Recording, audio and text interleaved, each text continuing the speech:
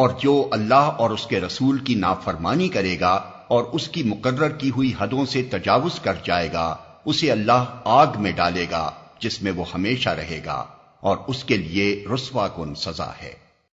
تمہاری عورتوں میں سے جو بدکاری کی مرتکب ہوں ان پر اپنے میں سے 4 آدمیوں کی گواہی لو،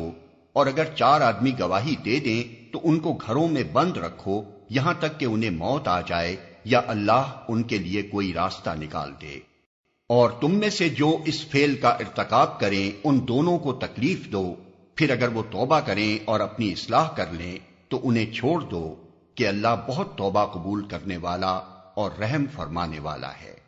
ہاں یہ جان لو کہ اللہ پر توبہ کی قبولیت کا حق انہی لوگوں کے لیے ہے جو نادانی کی وجہ سے کوئی برا فعل کر گزرتے ہیں اور اس کے بعد جلدی ہی توبہ کر لیتے ہیں۔ ایسے لوگوں پر اللہ اپنی نظر عنایت سے پھر متوجہ ہو جاتا ہے، اور اللہ ساری باتوں کی خبر رکھنے والا اور حکیم و دانا ہے۔ مگر توبہ ان لوگوں کے لیے نہیں ہے جو برے کام کیے چلے جاتے ہیں یہاں تک کہ جب ان میں سے کسی کی موت کا وقت آ جاتا ہے اس وقت وہ کہتا ہے کہ اب میں نے توبہ کی، اور اسی طرح توبہ ان کے لیے بھی نہیں ہے جو مرتے دم تک کافر رہیں۔ ایسے لوگوں کے لیے تو ہم نے دردناک سزا تیار کر رکھی ہے۔ اے لوگو جو ایمان لائے ہو، تمہارے لیے یہ حلال نہیں ہے کہ زبردستی عورتوں کے وارث بن بیٹھو، اور نہ یہ حلال ہے کہ انہیں تنگ کر کے اس مہر کا کچھ حصہ اڑا لینے کی کوشش کرو جو تم انہیں دے چکے ہو۔ ہاں اگر وہ کسی صریح بدچلنی کی مرتکب ہوں تو ضرور تمہیں تنگ کرنے کا حق ہے۔ ان کے ساتھ بھلے طریقے سے زندگی بسر کرو۔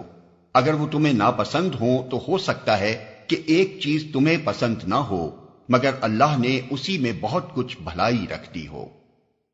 اور اگر تم ایک بیوی کی جگہ دوسری بیوی لے آنے کا ارادہ ہی کر لو تو خواہ تم نے اسے ڈھیر سا مال ہی کیوں نہ دیا ہو، اس میں سے کچھ واپس نہ لینا۔ کیا تم اسے بہتان لگا کر اور صریح ظلم کر کے واپس لوگے؟ اور آخر تم اسے کس طرح لے لوگے جبکہ تم ایک دوسرے سے لطف اندوز ہو چکے ہو اور وہ تم سے پختہ عہد لے چکی ہیں؟ اور جن عورتوں سے تمہارے باپ نکاح کر چکے ہوں ان سے ہرگز نکاح نہ کرو،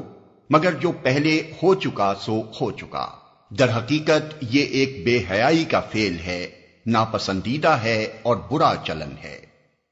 تم پر حرام کی گئیں تمہاری مائیں، بیٹیاں، بہنیں، پھوپھیاں، خالائیں، بھتیجیاں، بھانجیاں، اور تمہاری وہ مائیں جنہوں نے تم کو دودھ پلایا ہو، اور تمہاری دودھ شریک بہنیں، اور تمہاری بیویوں کی مائیں، اور تمہاری بیویوں کی لڑکیاں جنہوں نے تمہاری گودوں میں پرورش پائی ہے۔ ان بیویوں کی لڑکیاں جن سے تمہارا تعلق زن و شو ہو چکا ہو، ورنہ اگر صرف نکاح ہوا ہو اور تعلق زن و شو نہ ہوا ہو تو انہیں چھوڑ کر ان کی لڑکیوں سے نکاح کر لینے میں تم پر کوئی مواخذہ نہیں ہے۔ اور تمہارے ان بیٹوں کی بیویاں جو تمہاری صلب سے ہوں، اور یہ بھی تم پر حرام کیا گیا ہے کہ ایک نکاح میں 2 بہنوں کو جمع کرو، مگر جو پہلے ہو گیا سو ہو گیا، اللہ بخشنے والا اور رحم کرنے والا ہے۔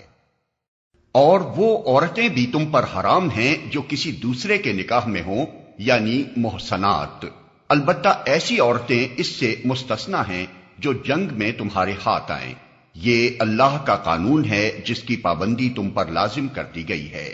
اس کے ماں سوا جتنی عورتیں ہیں انہیں اپنے اموال کے ذریعے سے حاصل کرنا تمہارے لیے حلال کر دیا گیا ہے، بشرطے کہ حصار نکاح میں ان کو محفوظ کرو، نہ یہ کہ آزاد شہوت رانی کرنے لگو۔ پھر جو ازدواجی زندگی کا لطف تم ان سے اٹھاؤ اس کے بدلے ان کے مہر بطور فرض کے ادا کرو، البتہ مہر کی قرارداد ہو جانے کے بعد آپس کی رضامندی سے تمہارے درمیان اگر کوئی سمجھوتا ہو جائے تو اس میں کوئی حرج نہیں، اللہ علیم اور دانا ہے۔